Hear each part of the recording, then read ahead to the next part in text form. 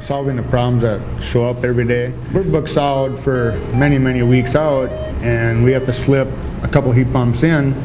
Well, we got to find a way to do that without delaying other customers' orders. We can get everybody together in the company and make that crisis go away. We'll find a way to get that heat pump to the customer.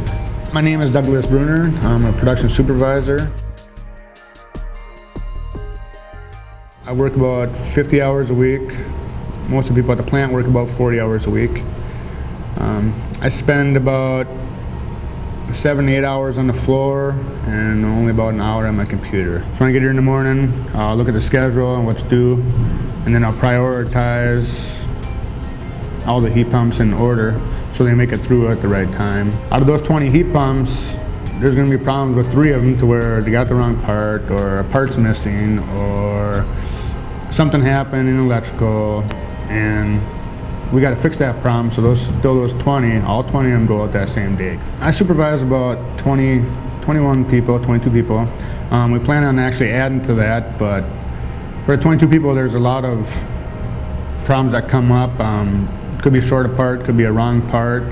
I got to make sure that everybody's got what they need, all the tools, and there's always something. When you're doing 22 people, there's always something that somebody needs help or questions.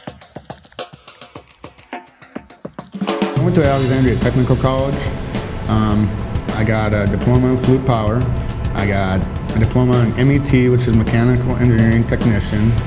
And then I got a diploma in MES, which is Machine Assembly Specialist. Electrical, I had to do for a year. Like I said, 2 years of math I had to do. And then you have to do a year of business at the same time you do the rest of it. They teach you to be the head of the company at the time, instead of just a worker on the bottom. There's a lot of problems that show up every day. Some are easy, some are hard. You got to be able to get everybody to work together to fix the hard and big problems, and you got to be able to work one-on-one to fix the small problems. We have handheld pipe benders. We have big electric pipe benders. The more pipes that we bend with the machine or by hand, is less fittings that we have to use in the heat pump. Every time you use a fitting, there's a spot where you have to braze or solder, and that's a spot for a potential leak. So we try to make our whole heat pump that's pre-bent. We use torches all day long. We use soldering all day long. We have computers out on the floor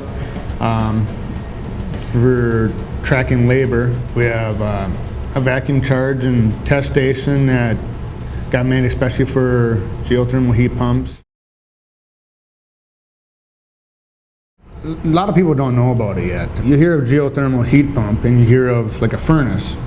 A furnace, you know, it gets assembled in a factory, gets put in. But most people hear geothermal heat pump and it's something that should be built in a special place, and it's really complicated. I can tell you it's not complicated. I mean, we have, I believe, 8 parts in our whole cabinet that run off refrigerant and water.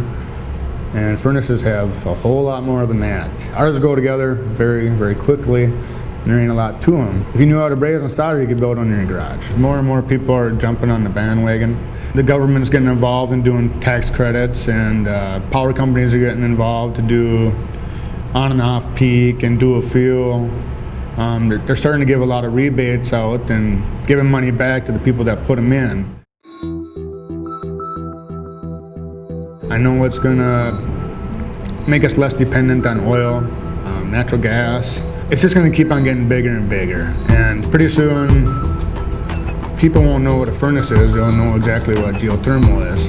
And I'll know that I'll be a part of that. I wouldn't be afraid to come in and apply. It's very simple, and everybody can be trained.